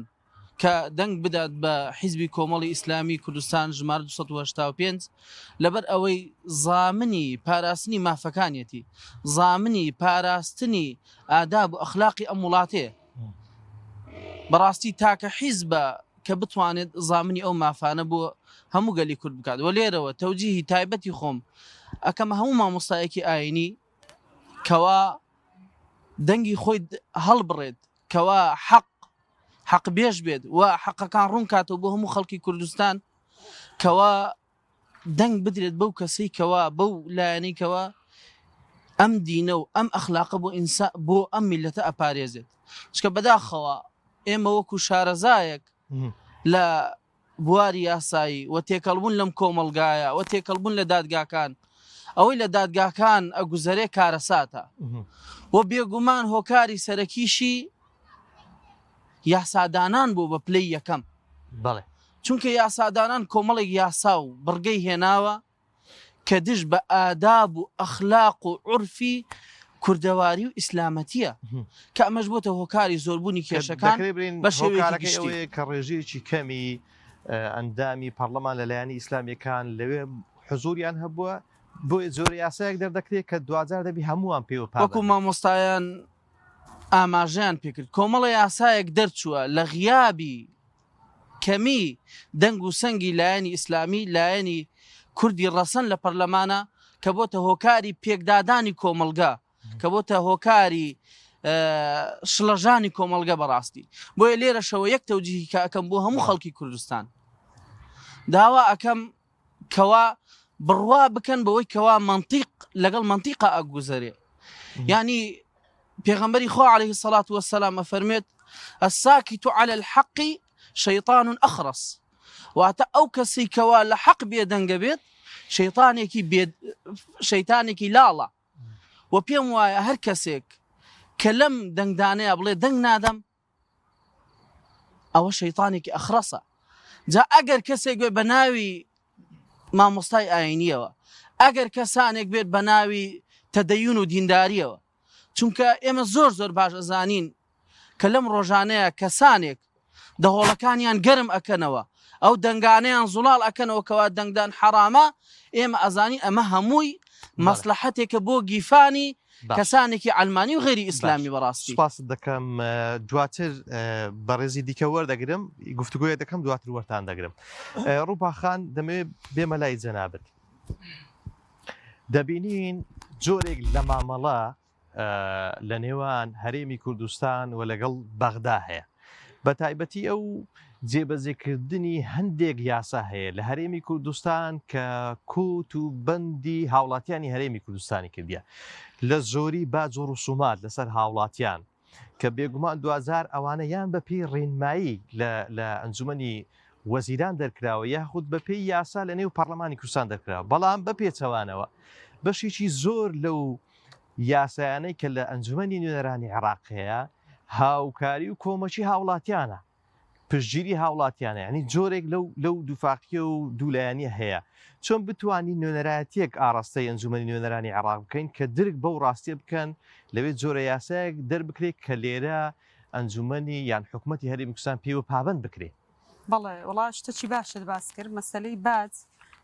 ئەوەی کە ئێستا زیاد کراوە سەپێنراوە یاسانیە لە عێراق بە یاسا ینی هەموار کراوەتەوە بەڵام ئەوان دێن کامە قانونە پێش هەموارەکە لە بەرژەوەندی خۆیانە لە بەرژەوەندی دوو حیزبی دەسەڵاتە دێن ئەو مادانی جێبەجێ دەکەن یەک شتی پێم باشە خەڵکی هەرێمی کوردستان بزانێ باج بەڕێنمایی باج زیاد ناکرێت دەستکاری ناکرێت تەنها دەبێت بە قانون بێ دەبێت لە پەرلەمان دەرچێ لە ماوەی ئەو 4 ساڵی ئێمە لە پەرلەمان بووین زۆرترین باج زیاد کرا لەسەر خەڵکی هەرێمی کوردستان یەک زیادکردنی بازیش بە قانون نەبووە لە پەرلەمان دەرنەچووە هەمووی بەڕێنمایی بووە بە بڕیارێک بووە یان بەڕێوەبەرایەتی باج دەری کردووە وەزارەتی دارایی دەری کردووە یان بە پەیڕەو لە ئەنجومەنی وەزیران دەرکراوە کەمە پێچەوانەیە باج تەنها بە قانون زیاد دەکرێت بەڕێنمایی زیاد لە دەرەنجامی ئەو بکە لە نێو پەرلەمانی کوردستان نوێنەرایەتیی ڕاستەقینە نەبووە کە دەنگ هەڵبڕێ لەو کارانە ئێمە بەڕاستی یعنی زۆر شەڕمان لەسەر زیادکردنی باج کرد ئەنی لە پەرلەمانی کوردستان ئەو کاتە کە لە پەرلەمان بووین 86 جۆری باج زیاد کرابوو لەسەر هاوڵاتیانی هەرێمی کوردستان شەڕی گەورەی ئێمە لەسەر ئەوە بوو کە تو موچە بە خەڵک نادەی خزمەت گوزاریەکانت وەکو پێویست نییە خزمەتی خەڵکی هەرێمی کوردستان ناکەی چۆن دەتوانیت چ مافێک بە خۆت دەدەی باج زیاد بکەیت ئەویش بە قانون نا بەڕێنمایی بە بڕیار بە پەیڕەو کە نابێ هەنی بە هیچ جۆرێک باز دەستکاری ناکرێت بە قانون نەبێ دەبێت ئللا لە پەرلەمانی کوردستان زیاد بێت بەڵام زۆرینەیەک هەبوو لە پەرلەمانی کوردستان ئەو زۆرینەیە کە زۆرینەی پێک هێنابوو قانونەکان بە زۆرینە نەبوو باە دەرنەدەچوون زۆربەی قانونەکان حیزبی حاکم چونکە زۆرینەی هەبوو لە بەرژەوەندی خۆی یەکلای دەکردەوە ئەوانەی کە ئێمە ئیشمان لەسەری دەکرد نەمان دێش بەڕاستیەوەش یعنی دوای ئەوەی کە لە غیابی پەرلەمان باجی تریش زیاتراوە لەسەر خەڵکی هەرێمی کوردستان بەڵام ئەوە حکوومەتی عێراقیە نابێ قبول بکە کە حکوومەتی هەرێمی کوردستان بە کەیفی خۆی بە ئارەزوی خۆی دێبات زیاد دەکات لەسەر خەڵک چونکە خەڵکی هەرێمی کوردستان 2000 خەڵکی عێراقیشە یعنی خەڵکی هەرێمی کوردستان ئێستا بە هاوڵاتیەکی کوردستانی نییە لە بەرەوەی ئێمە قوارەیەکی یعنی قوارەی هەرێمین هاوڵاتیەکی عێراقیە چۆن عێراق قبول دەکا کە خەڵکی هەرێمی کوردستان کە خەڵکێکی عێراقیە ئاها بچەوسێندرێتەوە لێرە نموچەی پێدەدرێ ئمە بەردەوام لە بەغداش نوێنەرانمان شەڕیان لەسەر ئەوە کردووە کە حکومڕانانی ئێرە سزا بدەن نەک خەڵکی هەرێمی کوردستان بڕۆن بەرژەوەندی داراییەکانیان ببڕن و هەروەها بڕۆن سزای سیاسیان بدەن نەک خەڵکی هەرێمی کوردستان یەکەم ئیشتان ئێوە دەست ببەن بۆ موچەی خەڵکی هەرێمی کوردستان مامۆستا محەممەد دەمەوێ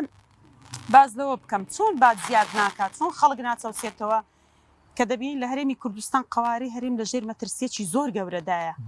لە هەرێمی کوردستان ئێمە چۆن بووینە قوارە چۆن بووینە هەرێم بە هەبوونی دامەزراوەکانمان وەنیە دامەزراوەی یاسادانانمان دامەزراوی دەسەڵاتی جێبەجێکردنمان دەسەڵاتی دادوەریمان دامەزراوی سەرۆکایەتی هەرێممان ئێستا هەرێمی کوردستان بێک پەرلەمانە بۆ دامەزراوی یاسادانانی نییە هەرێمی کوردستان حکومەتی ماوە بەسەرچووی هەیە حکومەتی ماوە بەسەرچوو لە عالم بۆ 2 مانگە واتە حکومەتی کاربەڕێکرد لە عالم بۆ 2 مانگە تەنها لەو تەوقیتێک هەڵبژاردن دەکرێت تا پەرلەمان کۆ دەبێتەوە متمانە بە حکومەت دەدا بەس ئەوەندە ئەو ڕێکارە یاساییە حکومەتی هەرێمی کوردستان سەرۆکایەتی ماوە بەسەر سەرۆکایەتی هەرێمی ماوە بەسەرچووە حکومەتی هەرێمی کوردستان دەستەی سەربەخۆی مافەکانی مرۆڤی ماوە بەسەرچووە حکومەتی هەرێمی کوردستان قوارەی هەرێم حکومەت قوارەی هەرێم چکە دەستانە سەر بە پەرلەمانن قوارەی هەرێم دەستەی نەزاهەی ماوە بەسەرچووە قوارەی هەرێم دیوانی چاودێری دارایی ماوە بەسەرچووە کۆمیسیۆنی باڵای سەربەخۆی هەڵبژاردنەکانی ماوە بەسەرچووە عیب نییە بۆ هەرێمی کوردستان دەستەی سەربەخۆی کۆمیسیۆنی باڵای سەربەخۆی هەڵبژاردنەکانی هەیە بەڵام 2 هەڵبژاردن ناتوانانی هەڵبژاردننی پێ بکە حکوومەتی عێراقی کۆمیسیۆنی باڵای سەربەخۆی هەڵبژاردنەکانی عێراق دێ سەرپەرشتی هەڵبژاردنمان بۆ دەکاوە شوورەیە بۆ حکومڕانەوەی ئەوەی هەڕەشەی لەسەر قوارەی هەرێم ئەوە خۆیانن نەک ئەو بانگەشەیە کە لایەنەکانی دیکە تۆمەت با دەکەن بۆی هەڕەشەن لەسەر ئەوان بەڕاستی وایان کردو بەڵام زۆر خاتریان گیرەوە کە شتێک نەمێنێ بەناوی قوارەی هەرێم چکە کوا حکومڕانیمان کوا پەرلەمانمان کوا چ مؤسساتێک لە هەرێمی کوردستان ئێستا وجودی هەیە ئێمە قوارەی هەرێمی کوردستان بێ دامەزراوەی بەڕەسمی بە شێوەی قانونی کار بکات بەڵام بەڕاستی زۆر خاترگیراون پێم وایە 2 حیزبی دەسەڵات ئێستا کاتی ئەوەیە کە کۆتاییان پێ بهێنرێ ئەویش تەنها دەبێت بڕیار بدا کە چونکە سەرکەوتونە بووە مۆفەق نەبووە لە ئیدارەدانی خەڵک باشە دەگەڕێ مۆلاتان ئەوەی کە دەویست لەگەڵمان بەشدار بێ ئەگەر باش بەڵێ فەرموو کا حازی دەست خۆشی بۆ جەناب ماسە محەممەدجان وەڵام بەر پرسیار مامۆستا شوان هەیە تەوان بە هەڕوونکردنەوە نەبێت پرسیارش بێ مامۆستا شوان ئینشاڵڵا دەڕوا دەیبینین لە پەرلەمانی عێراق چەند ئەندام پەرلەمانێکمان لە خولی ڕابردوو بینی کە ئەندام پەرلەمان من بەس لەوێ نازانی بە عەرەبی قسە بکەن تا چەند خۆی حاضر کردەوە مامۆستا شوان بۆ ئەوێ عەربەکەی چنەوە قانونەکان خۆی شارەزاکرد لەو مەسەلەیە چکەوە زۆر گرنگە بەڕاستی ئەندام پەرلەمان بێ لە عێراق بە عەرەبی قسە نەکەی کە لە کاتێکە ئەو شوێنە ئەندام پەرلەمانی عێراق دەبێ بە عەرەبی بزانێ لانی کەم بەڵێ من ئەو پرسیارم هەبوو باشە مامۆستا شوان وەڵاممان بدەوە لەسەر پرسیارەکەی کا حاجی ئەگەر بدێ یەکیچکە فەرموو واللهی بە تەحدید نازەم زیاتر مەبەست پێوەی بوو ئایا عەرەبی دەزانیان ئێستا شارەزای قەوانین و هەڵبژاردنەکانی ڕابردووتر لە باەمە باسی بازنەی هەولێر بکەین کۆمەڵی کەس نوێنەرایەتی ئەو خەڵکیان لە هەولێر کردی کە ئەسڵن لە ئەساسدا زمانی عەرەبی نەزانێت کە ئەوە ڕەنگە خاڵێکی سەرەکی لاوەشیش بێ بۆی کە کەسێک کە چۆ ئەنجومە نوێنەرانی عێراق بەلایانی کەم زمانەکە بزانێ بەڵێ وڵی تەمانە من یعنی دائما ئینسان بۆ خۆی باسی خۆی نەکا خۆی تەقیم نەکا باشە بەس کە پرسیاریشیان لێ کرد دەبی وەڵام پرسیاریشان لێکرد دەبی وەڵام بداتەوە دەربارەی مەسەلەی عەرەبی بە حکمی وەیە من تموحیم بۆ عەرەبی زۆرە و زۆر مشەجیع و محەڕیدی عەرەبیم لە عەرەبی خۆم رازی نیم بەڵام الحەمدولله زۆر بە عەرەبی لە منازەرات لە تەسریحاتی سیاسی لە بەرامجی سیاسی قسە کردووە من هەر 3 ڕۆژ پێش ئێستا وەکو نوێنەری کۆمەڵ لەگەڵ 3 لایەنی تر کە کاندید بوون لە کەناڵێکی عەرەبی داعوت بووین کە 1 ساعت بڵێن الحەمدولله بە عەرەبی قسەمان کرد بە ئێرتیجالی و بە سەرپێیی جا خەڵک هەیە دەخوێنی تۆ بەیانی ئەگەر ئێمە بنووسین بخوێنینەوە هەر شتێکی زۆر ئاسانە بەڵام الحەمدولله بای ئەوە عەرەبی پێم وابی دەستوری عێراقتە لە بەدەست بوو لەبەردەست بە هەڵبەتە زمانی کوردیش زمانێکی فەرمیە ئەوەش هەردوو لایەنی دەسەڵاتدارە کە ئێستانەیان توانیوە ئەو مادێشتەوە و تەنفیسکەن وەک بڵێ لە هەموو شوێنان هەتا مەسەلەن بڵێن شت بنووسێ و یاخود قسەی پێ بکرێ بەڵام بە هەر حاڵ خۆشبەختانە ئەمن الحەمدولله عەرەبی دەزانم کە لەوێندەرێ بە عەرەبی قسە باشە مامۆستا قاسم وەردەگرم بڵێ مامۆستا بسم الله الرحمن الرحيم الحمد لله والصلاة والسلام على سيدنا محمد وعلى آله وصحبه وسلم والله بيشي دەست خۆشتان دەکەم بخێرەتێ و بەڕێزانش دەکەم ئەمنوکو مامۆستایەکی ئاینی بەڕاستی پێم خۆش بوو هەندێک وەکو ڕوونکردنەوە لەسەر ئەو دەنگ و باسی ئێستا لەسەر ئەو هەڵبژاردنە بکەم یەکەم بە خەڵک دەرێم بەڕاستی ئەوە شتێکی گرنگە هەڵبژاردن کە چەند ساڵی جارێک دەکرێت لەسەر ئاستی هەموو عێراق یاخود بابن لەسەر ئاستی کوردستان دەبێت خەڵک زۆر بە گرنجیەوە تەمەشای بکاتن یعنی ئەوە نییە کە وڵاتە و لەبەر ترسێک دەنگ دەدێچێ یان لەبەر حەزێک دەدێچێ و یاخود هەر لە خۆمەوە ناسم یان دەچم ینی بەڕاستی ئەوە پرسەشی گەورەیە مەسەلەشی گەورەیە ئێمە مسلمانین مسلمان هەست بە بەرپرسیارەتی دەکاتن و ئەمە عیبادەتی خوای پەروەردگار دەکەیت چەند ساڵێکە لەسەر ئەو دنیادا دەبێت بە ئینسان بە ئەمانەتەوە دەنگدان ئەمانەتشی گەورەیە و ئەو پرۆسەیە شتێکی گەورەی بەگرنجێت تەمەشای بکەین و دەبێت بەشداری تێدا بکەین بۆ ئەوەی کەسانێک بچن لە پەرلەمانی عێراقدا بڕیاری باش بدەن و بەرژەوەندی خەڵکدا بابرن بڕیار بدەن و هەروەها لەسەر ئاستی کوردستان بە هەمان شێوە جا بۆیە خوای پەروەردگار دەفەرمێ وما خەلەقت الجن والإنس إلا ليعبدون دەی ئەوش بەشێکە لە عیبادەت ئەتو سبێنەکە بەرژەوەندی خەڵکی دێخێەوە دەست کەسێکی وەڵڵا هەیە نوێژی ناکاتن وەڵای هەیە لەوانێ عارەقی بخواتەوە وەڵای هەیە لەوانێ هەر مسلمانی بستە ئەو جێگایانە زاتو لە خوای ناسی سپێس جوابی خوای دەیە کە تو دەنگ دەدەی بە کەسێک کەوا وڵا فلان کەس چی لۆ من کردیا ئێ باش هەتو چی لە بۆ فلان کەس کردیا ئەتو جارێک گلەی لە جاری وایە گلەی دەکەی لە حەزبێک وەڵا ئەو حەزبە هەتا ئێستا چی کردیا ئەتو چی لە بۆی کردیا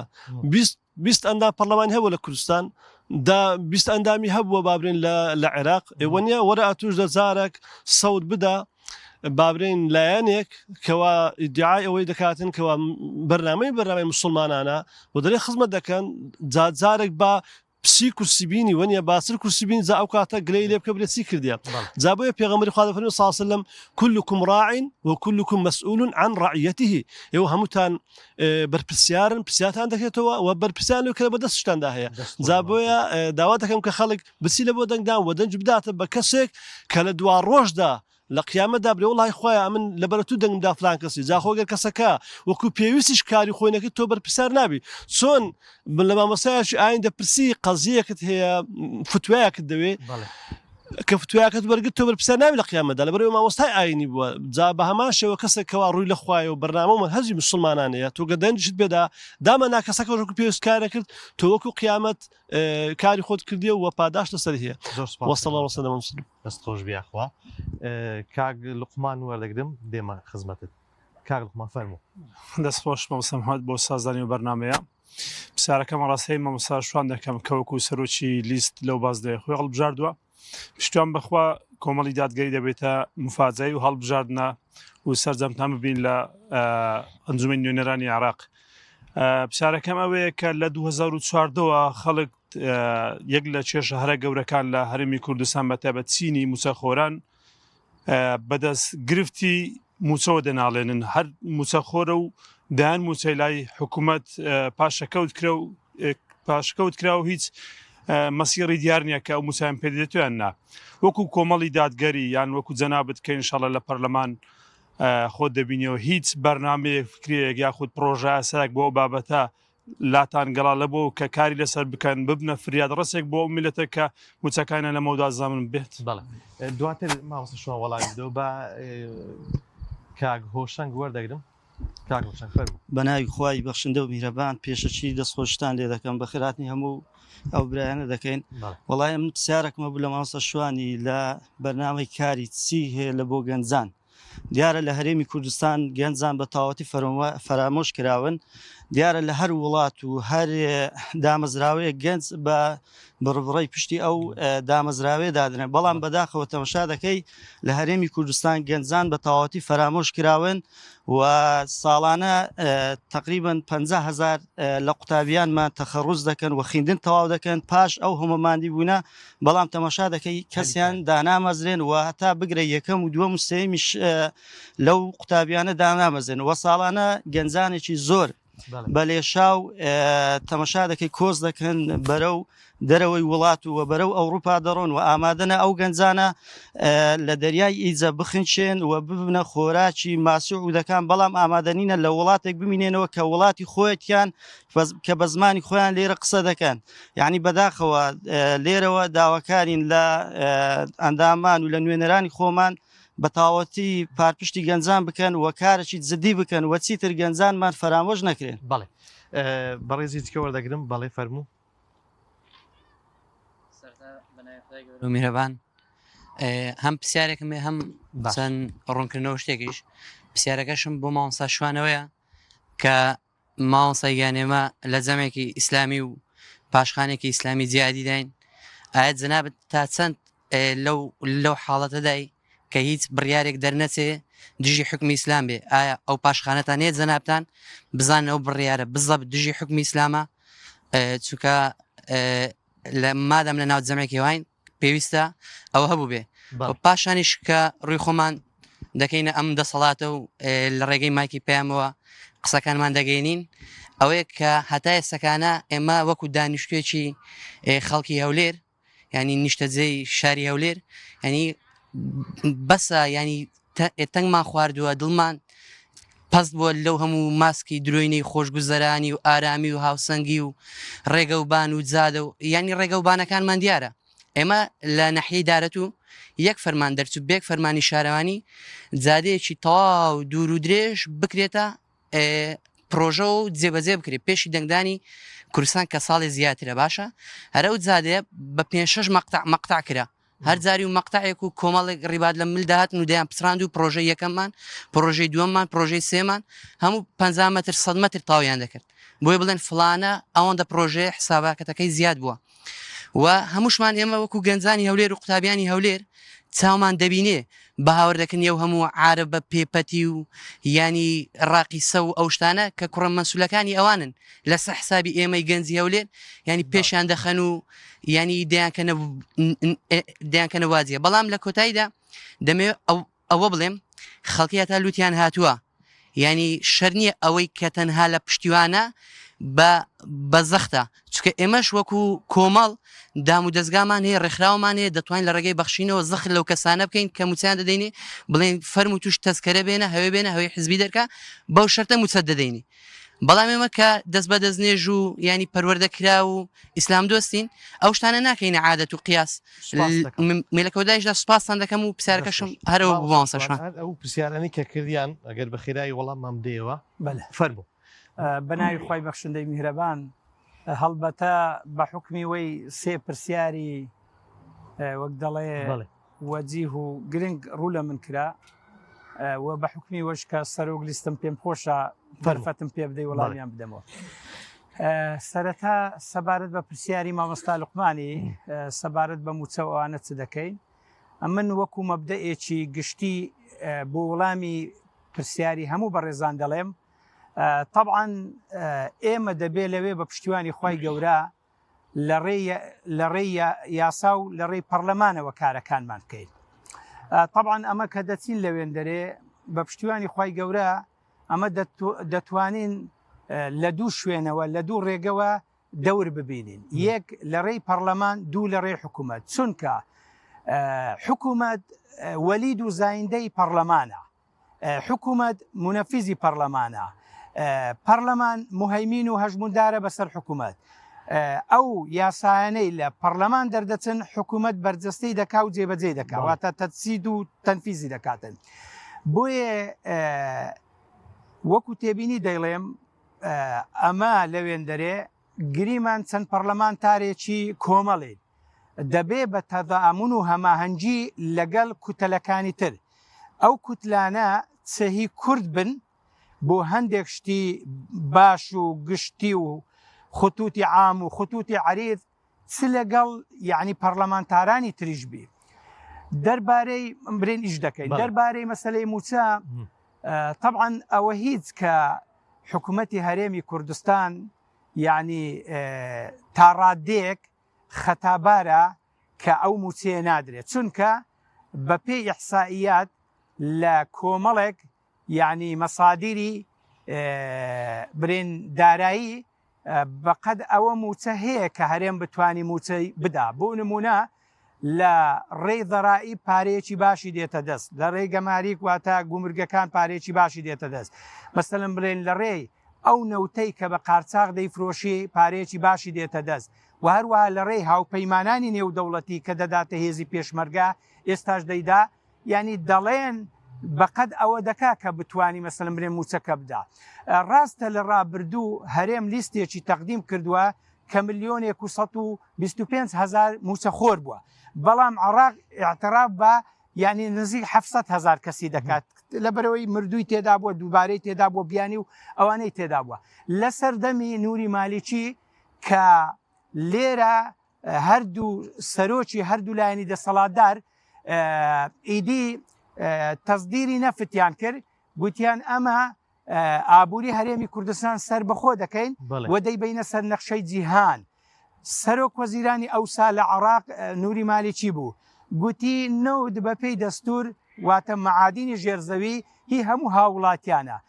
ئێمە بودجەتان دەدەینێ بە ئەو نەوتا بۆنەوەکانتان بمێنێ بە گوێیان نەکرد